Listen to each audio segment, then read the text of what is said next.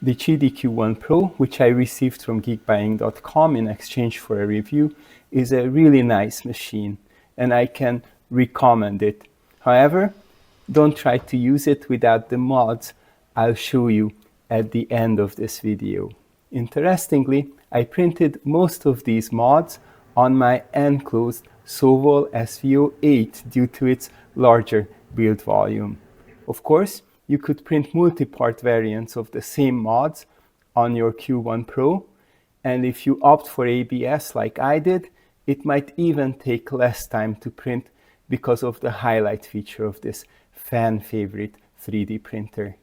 In fact, we are comparing the Q1 Pro to the SVO8 in this video. Ready for all the details?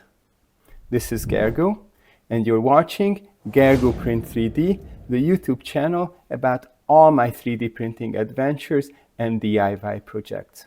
I'm confident you'll find many other interesting topics in my growing list of videos. I put a lot of effort into adding high-quality subtitles that translate well into other languages too. Don't forget about the playback speed controls either. As a seasoned Sovol user, I was very excited when geekbuying.com contacted me about the opportunity to check out a new brand of 3D printer.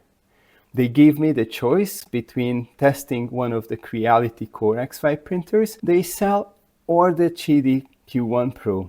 After researching all three options, I chose the Qidi because it offered more features that differentiated it from my trusty Sovol SVO8.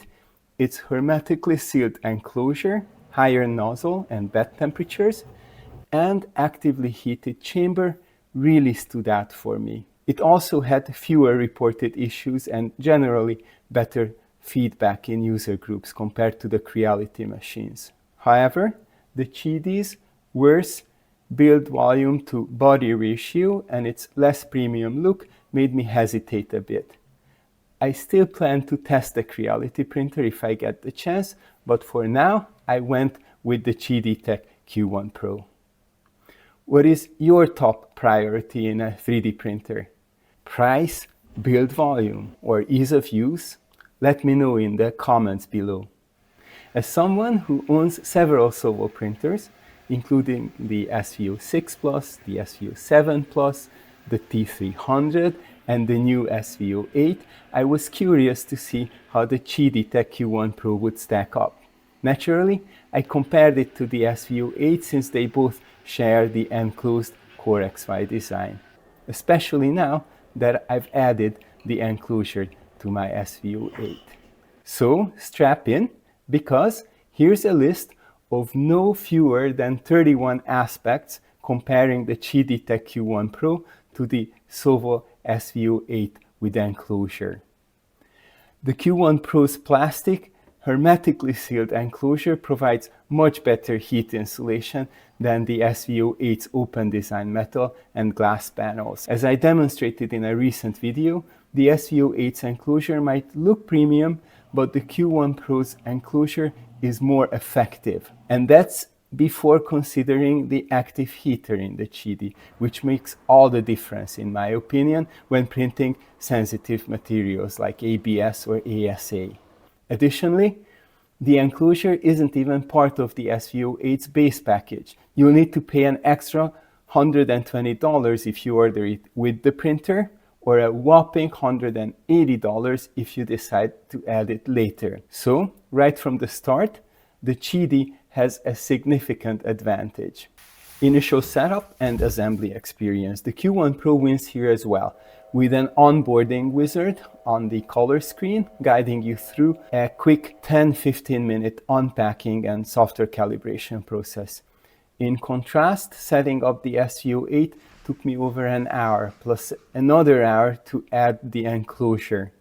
The software setup is also more basic on the SVO8. While this is a one-time task, the Qidi provides a much nicer first impression, especially for beginners. The tables turn when we consider the build volume to body ratio. Despite both devices being almost the same size externally, the SVO8 boasts a massive 350 by 350 by 347 millimeter build volume, 3 times the volume and twice the area of the smaller 245 by 245 by 240 millimeter Q1 Pro. The SVO8 clearly has an advantage in these areas. This large build volume backfires though when it comes to heating the build chamber. The Q1 Pro, with its better insulated, sealed, smaller volume, takes only 5 minutes to heat to 45 degrees Celsius, thanks in large part to its active heating element. The same temperature takes more than half an hour to reach in the SVO8, and while the Q1 Pro can easily reach even higher temps needed for ABS, it's nearly impossible for the SVO8 just using its bed heating to warm up its humongous chamber.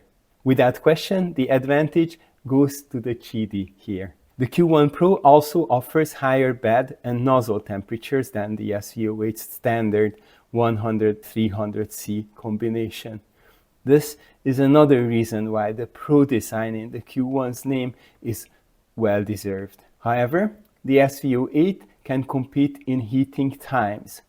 Despite its bed being twice the area, the SVO8 can heat it to 60C in almost half the time it takes the Q1 Pro. The nozzle heating is more balanced between the two, with the SVO8 still leading, albeit by a smaller margin.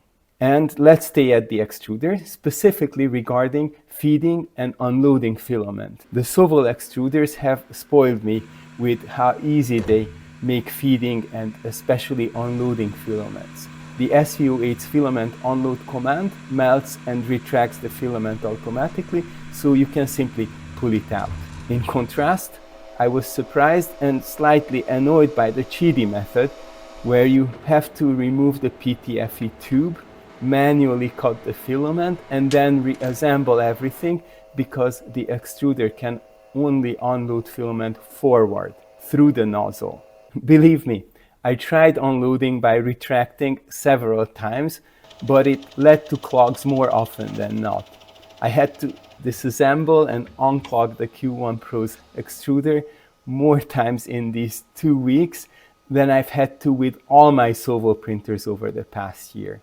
However, once I accepted this method, I found and printed a filament cutter mod that made the experience almost as good, though not as effortless as the Sovol method.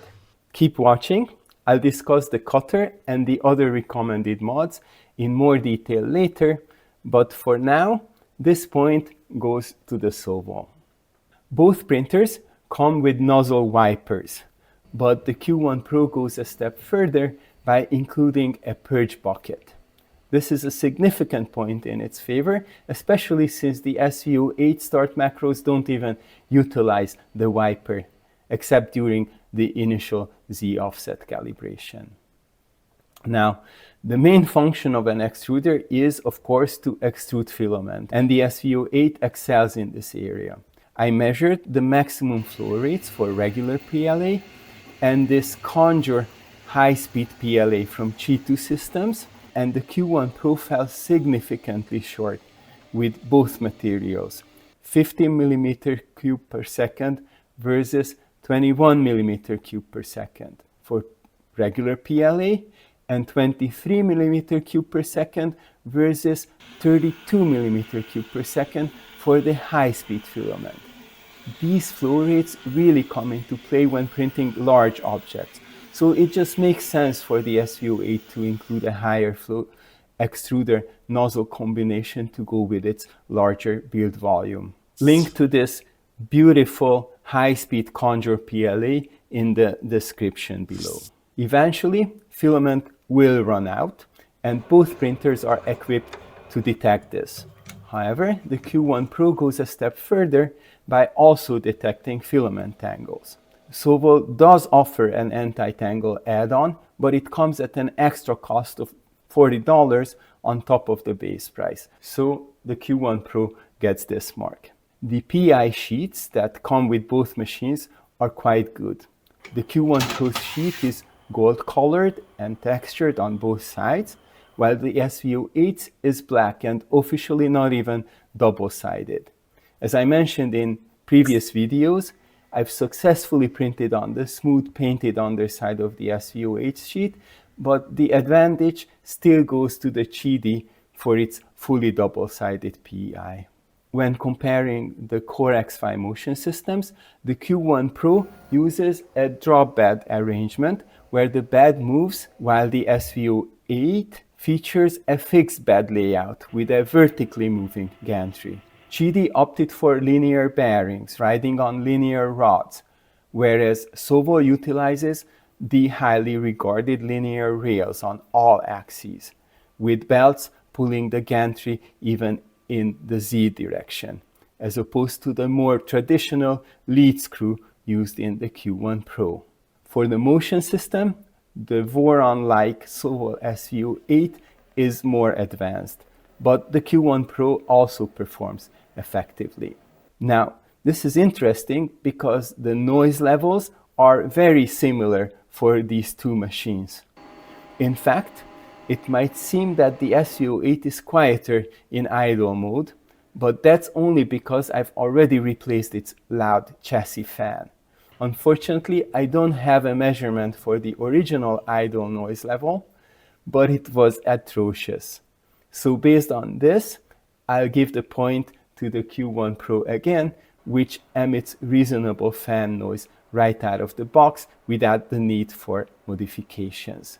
So the noise levels during part cooling are similar, but how do they compare in their ability to cool the filament once it's been extruded? The Qidi Tech Q1 Pro features a strong 5015 fan on the extruder and an even stronger auxiliary curtain fan, which is easy to implement in a drop bed system. The SVO8, on the other hand, uses a dual fan approach right on the extruder, a larger 5020 fan at the front and a smaller 3010 fan at its back. In practice, looking at actual prints with steep overhangs, both perform well, but in my opinion, the SVO8 has a slight advantage. By the way, can you guess what these baskets are for? They are very practical. Stay till the end and you will find out. Anyway, back to our list. The offset calibration is supposed to be fully automatic on both printers. The Q1 Pro uses a load cell built into the bed, while the SVO8 relies on a pressure sensor located behind the bed. Both systems require some manual adjustment after the initial setup to achieve a perfect first layer. However, since the Q1 Pro needed fewer adjustments, it gets the point in this category. I'm happy to report that once I dialed them in, I didn't experience any first layer consistency issues with either of the machines. When it comes to automatic bed leveling, the Qidi Q1 Pro achieves a relatively good range of 0.35 millimeters, but only after performing the optional assisted leveling screw adjustment. However, the SVO8 performs even better. With a much larger build surface, the range of 0.27 millimeter is extremely good. That said, both printers experience significant warping due to thermal expansion, so they both benefit from creating adaptive meshes before every print. Both printers use an inductive probe for the ABL scanning, but according to Klipper's probe accuracy test, the Q1 Pro's sensor is much more accurate, with a range of only 0.003 millimeters versus the SVO8's range of 0.011 millimeters. As discussed in my earlier videos, the stock sensor in the SVO8 barely meets Klipper requirements. With some heat soaking, we can improve the accuracy, and there are multiple mods and upgrades already available to address this, but the Q1 Pro excels in this aspect for sure. Software. Both printers come with a fully open version of Klipper, allowing you to even SSH into them and tweak not just printer.cfg, but even more hidden configuration files to your heart's content. especially if you know what you're doing, and I can help you with that. This openness makes both of these brands stand out. However, both installations are dirty, meaning you cannot directly update Klipper and its components. Instead, you must rely on updates issued by these companies. Both installations are feature complete though. The time-lapse, adaptive mesh, and exclude object modules are all enabled on both. I give the SVO8 the edge here because its software is based on a more recent 0.12 version compared to the almost 2-year-old version 0.10 in the Q1 Pro. However, it's a different story when it comes to software updates. The Q1 Pro, according to its website, has received updates on a monthly basis during the half year since its release, while the SVO8 has only had a single software update since it came out of beta. Both machines come with advanced web interfaces, allowing us to control all aspects of these devices. Sovo's choice of web interface is Mainsail, which I believe is a bit newer than Fluid, utilized by GD-Tech. Both offer a similar feature set with similar usability, but my personal preference is Mainsail, therefore this point goes to the Sovo. When accessing these interfaces, the Q1 Pro has an advantage because it comes with the GD app, which can be installed on your phone. This app allows you to remotely access the printer, not just from your home network, but from anywhere on the internet. While there are other solutions you can install on the SVO8 to achieve the same convenience, they all require extra effort and software expertise. Both printers come with Full HD cameras. Take a look at these time lapses and screen recordings of the webcams on the web interfaces side by side. I think we can agree the picture of the SVO8 camera is clearer. And no, I did not forget to remove the protective film from the GD. Neither is particularly high quality, but both are sufficient for remotely monitoring our prints. On the other hand, when it comes to storing our time lapses and G-code files, the Q1 Pro is much more generous in this regard. 32 gigabytes versus 8 gigabytes. So the eMMC module size is quadruple, but since the Klipper installation uses a similar amount on both, the difference in actual free space is even more prominent. One saving factor for the SVO8 is that its eMMC module is removable. So in theory, you could add a bigger module or even just replace it if it gets corrupted. But the point goes to the GD. We already touched on the subject of touchscreen, and the pun is intended. The Q1 Pro comes with a full color touchscreen that is a joy to use. It has a simplified UI which is nicely laid out and has all the bells and whistles you could wish for, but it lacks some of the advanced features of a standard Klipper screen, like access to Klipper macros and the console. We have the option to upgrade the SVO8 with a standard Klipper screen over its HDMI port, but it will cost extra. $60 if ordered together with the printer, or a brutal $100 if ordered later. And yes, the base SVO8 just comes with a bare bones 4-line mini screen that is controlled with a clicky wheel. It's not as bad as you would think though. Even with this mini screen, you can customize it to run any of your macros. Check my earlier video where I show you how. Still, the GD scores this point for its better built-in screen. Accessories and spares that come with are the basics for both printers. Highlights in the Sovo package are the spare nozzle and full-size screwdrivers. The Q1 Pro came with a replacement fuse, which is curious to a Sovo user, and a glue stick, which I found to be necessary, not to improve, but actually to reduce bad adhesion, as I had difficulty removing ABS prints without it. See my previous video for the details. I was actually baffled that after all the fuss around needing to cut filament instead of being able to retract to unload, they did not include pliers.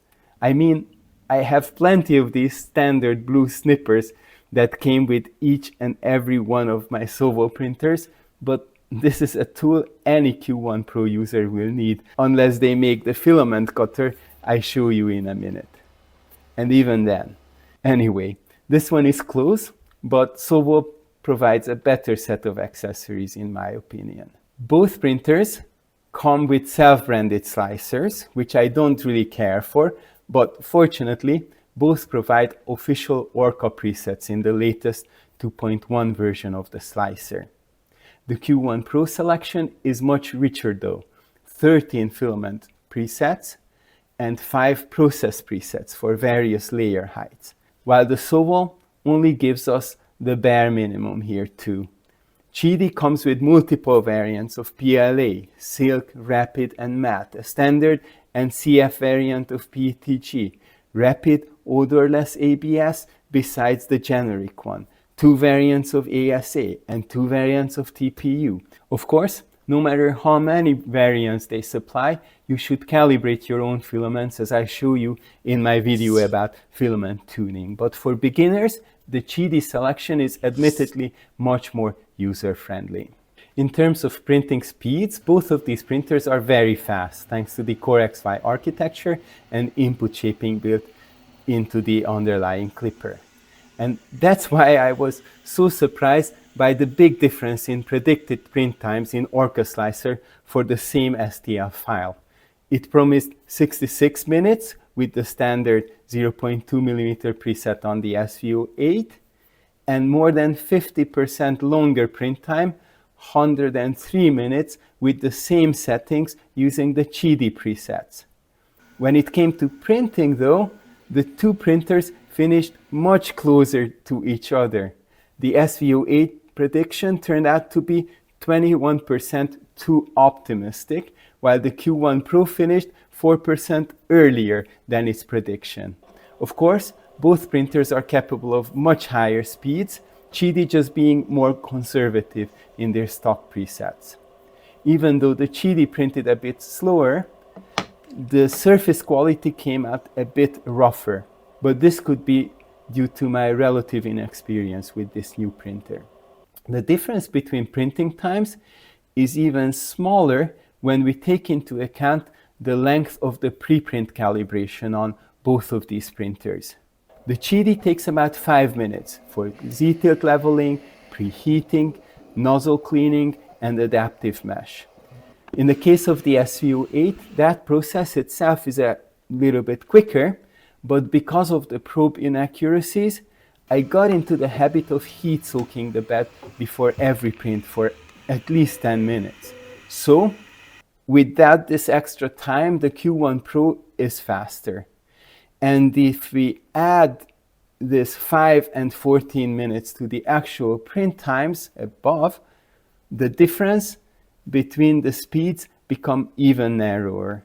And compound this by the chamber heating time differences for ABS, and the Qidi wins no contest. So, all this shows a very balanced competition, right? Both of these printers are really good and they each have their own advantages and disadvantages. You can decide what is more important to your personal use case. But then we come to the price. And here the Qidi has a clear advantage at 419 euros if you get it from geekbuying.com using the links and coupon codes I provide in the video description. In contrast, the highly demanded SVO8 is at a different point in its product life cycle, currently priced at $579 for the base device. You need to dig even deeper into your pocket if you want the enclosure and touchscreen as well. However, this price is still reasonable for a premium feel Voron style 3D printer with such a large build volume. If, on the other hand, you're just looking for a fully enclosed, actively heated printer that provides a beginner-friendly experience with a wide range of materials, the Qidi Tech Q1 Pro from geekbuying.com is virtually unbeatable. As mentioned in the intro, if you do get the Qidi, you will need a few self-printable upgrades. The filament cutter that saved the Q1 Pro for me is the Qidi Cutter V2 by Mark Prodholm, and it's Q1 Pro Remix by Scottish Blondie, both available on printables. I've linked them in the description. I printed the components out of gray and black ASA right on my Q1 Pro. The Kipang ASA I got from AliExpress was extremely wet, resulting in poor surface quality on the first print. However, after drying it in my fixed dry double NT1 for 8 hours at 60 degrees, the blobs disappeared and the print quality improved significantly. So, if you have a filament dryer or willing to get one and want some affordable yet decent ASA, you'll find the link in the description. Also check out my review of the double NT1 here. And here's how I added the blade of a 9mm utility knife and assembled the snug variant of the cutter. This is a neat project that works very well. If you add this cutter, you need to raise the top. Otherwise, the PTFE tube will touch and scratch it. I could have printed this model by RedShark in 4 pieces on the Q1 Pro and assembled it. But since I have a larger build surface printer capable of printing ABS, I opted to print it on my SVO8 using the Creality Hyper Series ABS that I also got from geekbuying.com. I pre-assembled the model using Orca Slicer's cutting and assembly tools, even stretching it vertically by 10mm and cutting 3mm off the top grooved part, which didn't need stretching. Although it took a full hour to preheat my SVO8, it was well worth the wait because all these long edges perfectly adhered to the PI sheet and printed without any warping or curling. While not strictly necessary, I decided to also print the vertical filament holder option that Qidi Tech provides on their website for the Q1 Pro to make better use of desk space in my 3D printing room. They offer a 2-part variant that fits inside the Q1 Pro, but I was happy to find the single-piece version that I could print on my SVO8. I also modified this model, making it 2 centimeters taller to accommodate the raised top. Links to both modified single-piece models and the high-quality Creality ABS set are in the description below. Use the coupon code to get all 3 colors for just 40 euros. Both the Qidi Tech Q1 Pro and the Sovol SVO8 are excellent 3D printers, each with their own strength. Your choice will largely depend on your specific needs and budget. If you plan to work with sensitive materials or need a more affordable option, the Qidi Tech Q1 Pro is the way to go. But if you require a larger build volume or value the upgradability and speed of the SVO8, the additional investment may be worth it. I will continue to use and improve these and my other printers and laser cutters, and you can be sure I will keep posting videos about them regularly. Let me know in the comments if you like to see a detailed comparison like this between my other printers. I hope you're subscribed so you don't miss my posts. Did you know I already used both of these printers in my last 2 projects? Watch this one where they both played a part in printing the 100 pins for the kids, and this one where they printed ABS parts for the stealth press. And if you watched enough, go print 3D. And while it's printing, come watch some more. Thank you for completing another Gergo Print 3D video. You are the best.